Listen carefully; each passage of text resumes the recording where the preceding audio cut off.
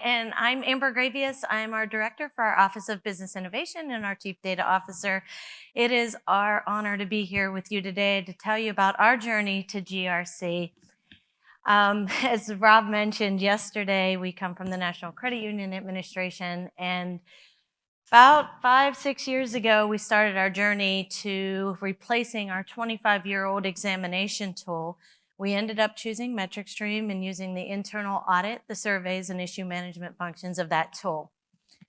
So NCUA is a small, independent federal agency, and we insure most of the credit unions here in the United States. So how many in the room are a member of a credit union?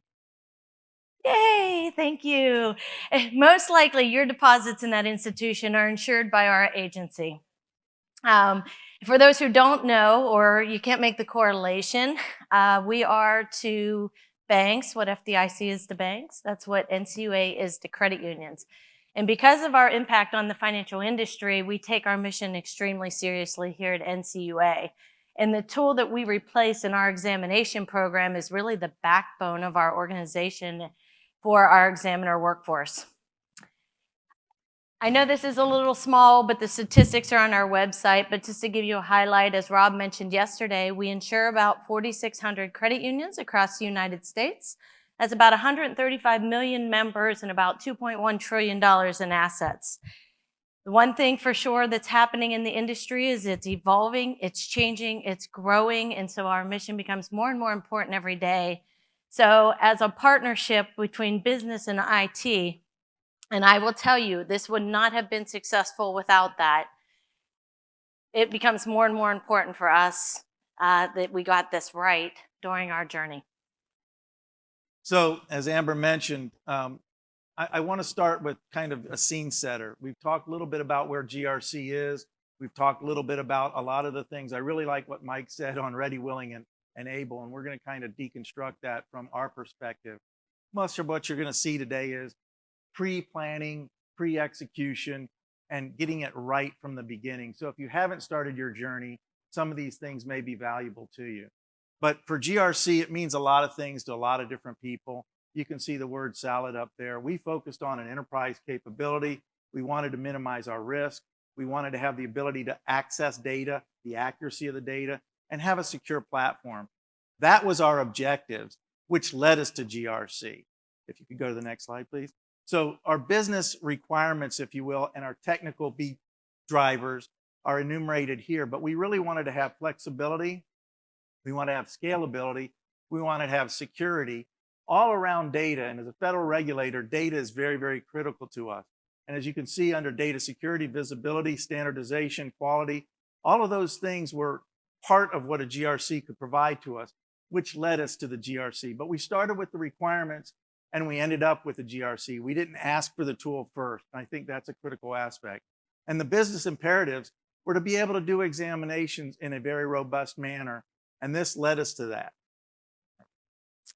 All right, so to that point, like any major project, and after 24 years with NCUA, I can tell you this was the largest project that I've ever been a part of with the agency.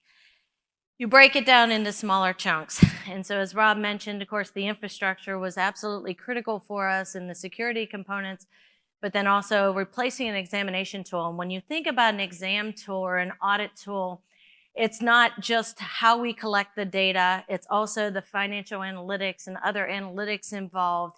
It is access to information, it's transparency, and all of those things became very important to us when picking a tool. On top of the emerging technology, reducing redundant tasks, and some of those capabilities that were really important to us, Rob mentioned scalable. The industry is rapidly evolving and changing. NCUA's examination program changes regularly. You may not see it on your side. The credit unions may not always see it, but we definitely feel it here at NCUA. So we needed a scalable tool that was able to stick with us and move with us as we needed to change. The other opportunity we found through this journey and through our research with different tools was we wanted the ability to securely interact with credit unions. As part of any audit or any exam, we collect documents and artifacts as part of that process. And the tool that we selected had the capability for institutions to directly upload documents to us through the tool connected to our exam to provide more transparency. It also took a lot of those communications off of email or secure file transfer portals and put it into one place securely. The second thing we were able to do with our institutions is we're able to distribute our exam reports to them through the tool. So they can log in, they can see a history of their exam reports. Huge value add to the industry. And the reason that was so important to us, because the conversation value add that just occurred really resonated, is NCUA is not appropriated by Congress. Your tax dollars don't pay my salary and Rob's salary. Credit unions pay our salaries through as an insurance company. So it's important that we are able to give back to the industry something new, different, modern, and more efficient than what we had before. And then lastly, stakeholder engagement, I'm going to touch on more, but it was the most important part of our entire project, was to bringing our stakeholders with us from the very beginning all the way through the process. So you heard a little bit about the statistics, and again, this is a little bit dated and it may or may not apply to you directly, but from the federal IT, I've experienced many of these same statistics. There's a lot of projects that start, there's a lot of projects that don't succeed, and there's a lot of costs that's expended that may or may not be of value to the agency because of the way it's operated. So when you look at these statistics, it's not important that you understand 18 or so % actually make it, the rest of them are challenged or canceled. The bigger question is, why is it 85% of the projects that don't succeed? So the question that we had to ask ourselves after looking at this was, what is it that drives success, and what is it that potentially enables failure? Next slide, please. So when we did a risk analysis, and this is talking about risk, from a programmatic side, the beginning of any project, beginning of any modernization effort, we enumerated all our risks. We got stakeholders together. We listed all the risks that we could possibly think of. Then we went down and said, okay, how do you mitigate those risks? And if they're mitigated, how do you track them? Who do you report to? And so that was all constructed before we even started the project. And so on the far right side with the geometric figures, I wanted to just highlight 4 of those areas. The lack of user involvement was one of the things that we brought up. And one of the things that we did was we had an organization that was pretty much stovepipe. There's examiners, there's certain people that do certain things. And what we found was there wasn't an organization that was created and wholly responsible for the Office of Innovation. So our executive leadership created and set up the Office of Business Innovation, which Amber leads. Why is that important? Because a couple of the other blocks, which I'm going to try and refer to. So they set that organization up, but with that organization, they allowed staff to be hired or transferred in, either on a detail or in permanent. Amber was able to select, in my opinion, both the best of the best and those what I would call have street cred. And it's really important that you have people with a legacy system of 25 years. Amber mentioned she's been with NCUA 22. I would say your staff is probably averaging 20 to 25 years, maybe 30 years. So what does that mean? Because we've talked about culture. They know the people, they know the mission, they've grown up in the organization, and they're E.F. Hutton. When they speak, people will listen, right? And so who's Ted Lasso fan here? Anybody? Remember the yellow sign? These are believers, okay? Amber has believers on her side. But as important to that, they also have the street cred that when they say something, they can help get people across the finish line to accept what we're trying to do, because change is hard. So that was a very key ingredient from the beginning, starting the Office of Business Innovation. And I would say Amber and Amber's team are the best of the best. The other piece of that puzzle was the executive support. That's the next block over. The executive director set this up. The board approved it. They funded this and they endorse it. Top down is very important. On the far bottom, you got multiple priorities. We've talked a little bit about that. I don't know, is anybody a study Sun Tzu, The Art of War? He may or may not written this one, but we always say tactics and operations eat strategy for lunch. And so what does that mean? If you have people doing part-time jobs for something that's very important, that has a long lead time, it's never going to get done. The daily routine is going to grind it up, and that's going to just keep slipping. Another reason why projects fail. So what we did was Amber's organization, her whole organization is around enterprise modernization. Our first effort was the examination module, which we've discussed. With that first module, we had to get that done right. You can't sell the second if you don't sell the first. So we set it up to be successful. We dedicated an organization. And from the IT side, I carved out project management and I carved out engineers and said, that's your job. That's your only job. And if I need you for something else, we'll communicate together as to what I need to have them do. So that helped us set up a priority and a focus. On the other area of lack of ownership, with all that benefit comes some level of accountability, responsibility. Amber and I are co-sponsors on this initiative, and we're co-requirement driven. We're co-discussions on customization versus configuration on an hourly basis, whatever we want to decide. And we also are held accountable for the success or failure of this program. So I think it's really critical to understand how we set it up from the very beginning so that we could go through and have a conversation. As it relates to risk, we've identified the risk. We've laid out on how you compensate for them or mitigate from them. We've talked about how we brief out. We brief out hourly. We have a risk register, probably 5 years old now, and we're in the 3-digit counting, and we enumerate high, medium, and low, and we brief those things out on a frequent basis. And so there are no surprises. And one thing, anybody knows Mike Tyson, right? You can have a plan, but what did he say? Everybody has a plan until they're punched in the face. Our objective here is, here's our risk. This is our plan. But at the end of the day, what we can't do is not see a risk coming. And so we've been very transparent with leadership, and it's helped us move in the right direction. It's not easy, but if you don't set it up in the beginning, you're not going to be successful in the end. Next slide, please. Yeah, fantastic. So leading into that, project governance was extremely important to us. And down at the project management level, executive sponsors and leadership did a fantastic job of pushing as much decision-making as possible to those bottom levels so that the project could keep moving and so that we could deliver on time and on schedule. There was change in policies and processes to elevate up to higher levels when it dealt with cost, customization, and trade-off discussions between what we should do, what we can't do we need a bolt-on, what do we need to do with some of these strategic decisions. But the day-to-day configuration of the tool was pushed to the lowest levels, which I think helped us actually deliver on time and on schedule. The next layer up to that, you see an advisory group. And what we did was we established a group of business users at a deputy director level. And we met with them quarterly, and we told them what we were doing and said, fact check us, tell us, are we solving the problems? Are we meeting the pain points? Do we need to adapt or adjust? Give us the feedback on an ongoing basis. And they were our advisors into the project from the business perspective, on top of having the very talented team we had on the ground with a lot of business knowledge. Next layer, we had our executive sponsors. Above that, we had our executive leadership at the NCUA. And finally, above that, we have the NCUA board. And we were called to do briefings, provide updates. This project had immense visibility.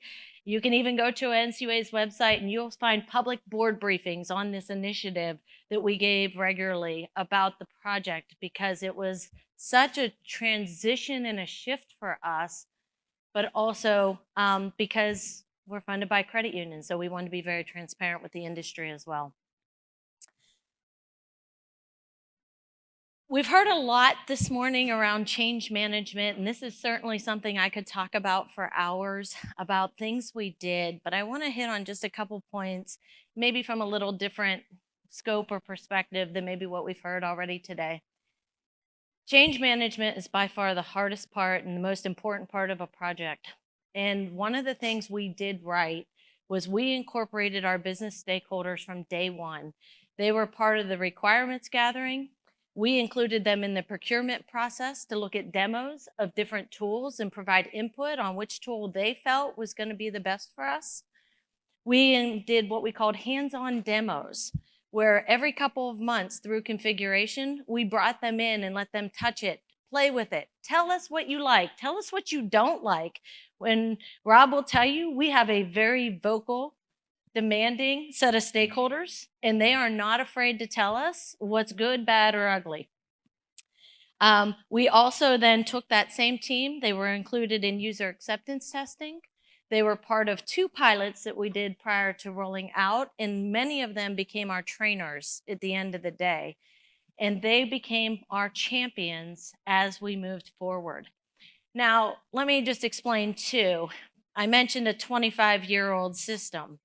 So you can imagine this was sticker shock for a lot of people when you go from a table input basis to a form-based system. It really shocked our staff. And for those that resisted or were challenged to accept the new tool, you really have to take a step back and recognize, 1, it's not personal. That's important. 2, there's resilience. We heard a lot about that from a risk perspective. Personally, you need a lot of it when those emails start coming. And I got another one yesterday. Number 3, it's often about something other than the tool that you picked.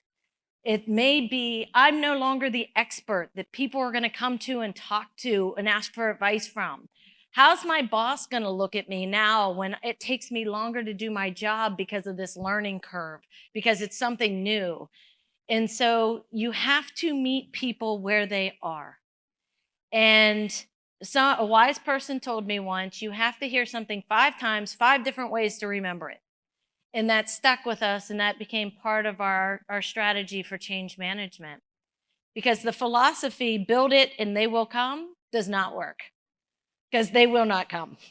I will also say those that used our legacy tool the longest have had the hardest time transitioning. And so we've had to do more hand-holding for those individuals. It included everything. We have user guides, we have vignettes, we have quick reference guides, we did help desk hours. But I will say over the first year after we went live, which for the whole agency plus our state regulator partners, about 1,200 people or so in September 2021, that first year after that, my team of 4 handled over 4,000 help desk tickets. And some of it was, is this a bug or a potential bug? Some of it was, I just want to know how to. Help me remember how to. And a lot of people, it was written writing somewhere, I promise, but they want to talk to a person. And so you have to be able to adapt to the needs of the people, because once you go to production, it is far from over. And we are still continuing that transition.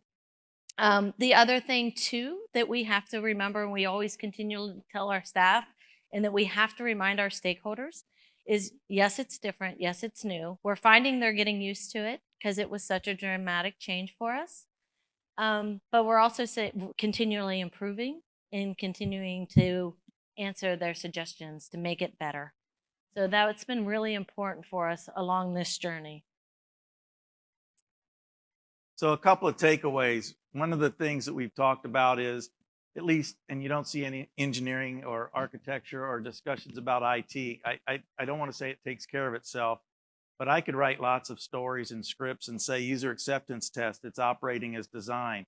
But if the business doesn't actually use it, it's shelfware. We all know that. So user adoption was one of the focus points. And Amber explained why we wanted to have everybody buy in, because we need them to use this tool as a federal regulator or financial regulator so that we can do examination and supervision the way we'd like to. So a couple of key takeaways. Again, programmatically, you want to just make sure that your stakeholders, as we've discussed, everything's transparent from the end user all the way to the board. There are no secrets. We want to make sure everybody's known. I want to see, the Mike Tyson's punch coming if it's coming, and I want to let people know what we need to do to mitigate that. The other thing I think is important is the process that you choose, whether, again, many people have migrated to different processes. Back in the day when I used to do it, it was waterfall, and you'd have the business write a requirement, throw it over the fence, IT would deliver it 7 years later, and nobody would like it. It wouldn't be used, and it would be cost overrun, and it'd be my problem, not hers. With the agile process, it's not necessarily new to the group here or maybe some of the younger folk. But when you start talking to the board, one of the things about agile process is you're not buying a car with an MSRP and negotiating down. You're buying a capability and you have no idea in some cases what that journey is going to be. So you have to have iterative successes, iterative conversations. And I would just suggest to you that you need to have both a range for time and a range for cost, because as soon as you give them a specific date and as soon as you give them a specific time, those things are what they're going to hold you to. And offline, if anybody wants to talk about the Affordable Care Act, I was there in the heart of it at HHS when that happened. And I can tell you, I got 4 pages of lessons learned on what not to do in a major big project. This for us was a major big project. Yeah, so I mentioned about stakeholder support, but I think you have to manage expectations. And I think some of our users expected maybe a new tool with a technological uplift or facelift, but they weren't necessarily expecting a whole new way to do their jobs or new business processes. And business process reengineering is by far and still continues to be something that we're working with our staff on. But to help manage expectations, one of the things we did do, recognizing that this tool looked nothing like the last one, was as soon as we had parts of it configured and we were out there doing road shows and demos and conversations with examiners across the country, we would show them pictures. Here's screenshots. Here's what the new scope task form looks like. Here's what this is going to be like. Here's how we've met some of your pain points and those communications. And that was really important. But I will tell you, when you get busy, sometimes the first thing that goes is the communication, because you forget about it because everything else is more important. And that was one thing that we spent a lot of time and a lot of energy on, and ensuring that we were regularly communicating in a number of ways out the staff throughout the entire project. We talked about UAT a little bit and mentioned that the staff and our stakeholders were involved during UAT with us. I think one of the things that we took away from that was I should have probably had more of them involved there to create more efficiency with the tool sooner. I think it would have helped us. But in allowing a little more time for that, that was just personal lesson learned through this process.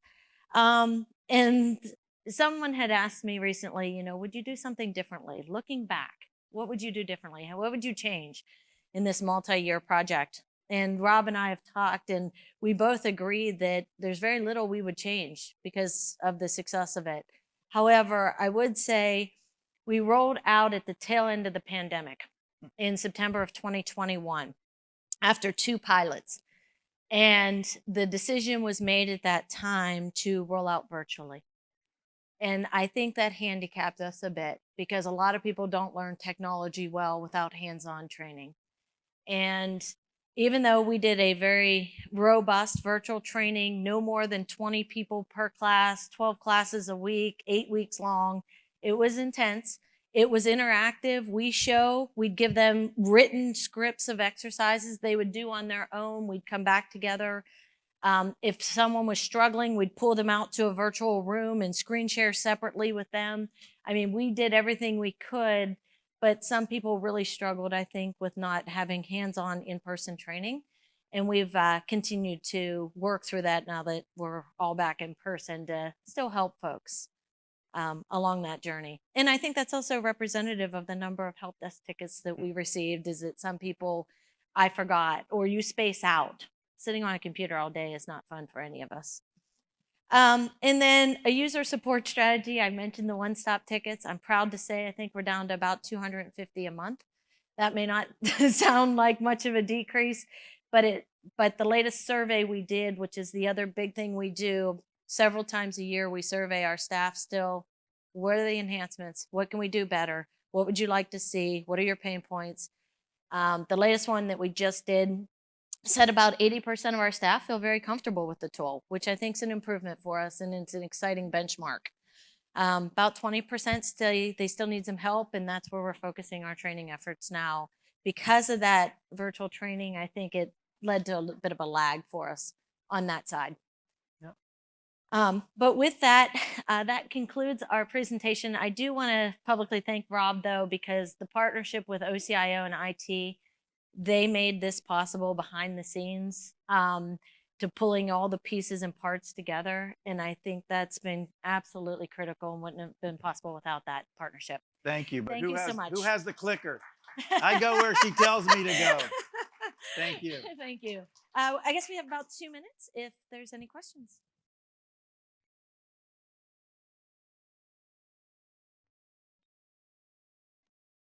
Yes, sir.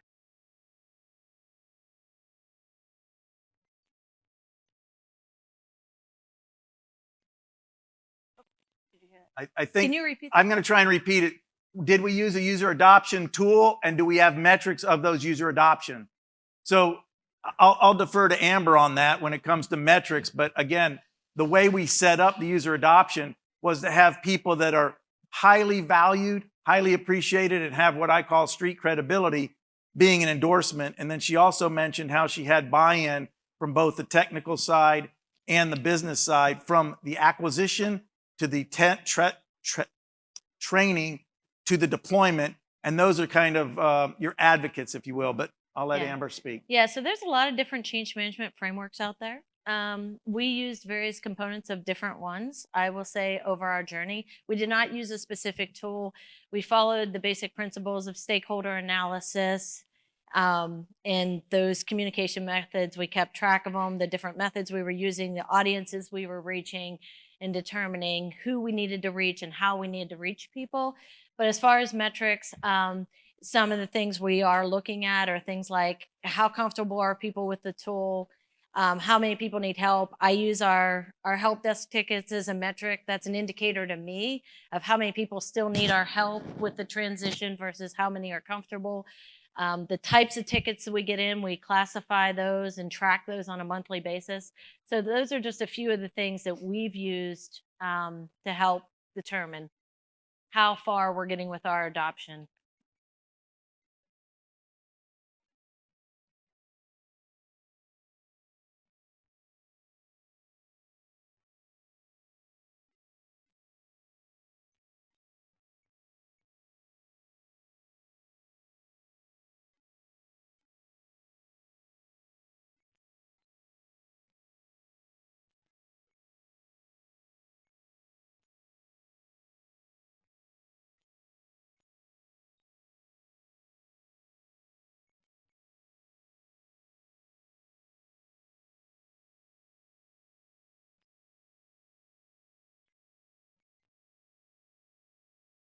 Yeah, I'd be interested in chatting with you afterwards a little bit more about that. Thank you.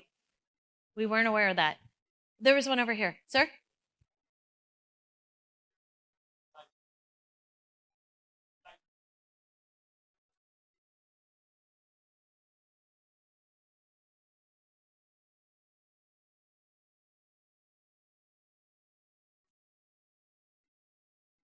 Absolutely. CIA, absolutely. So we have all our systems under the FSMA umbrella as a federal agency. We've actually had NIST come in and do some assessments. We have a SYNAC company that does pen testing on a quarterly basis. We have all those things because the security of the data is absolutely critical. And we had a third-party assessor come in most recently. We have audits. It's the knock on the door we heard earlier. Yeah, absolutely. Yeah, 800.53. It's critical. Yep. Yeah, our partnership with the security side was critical for this too.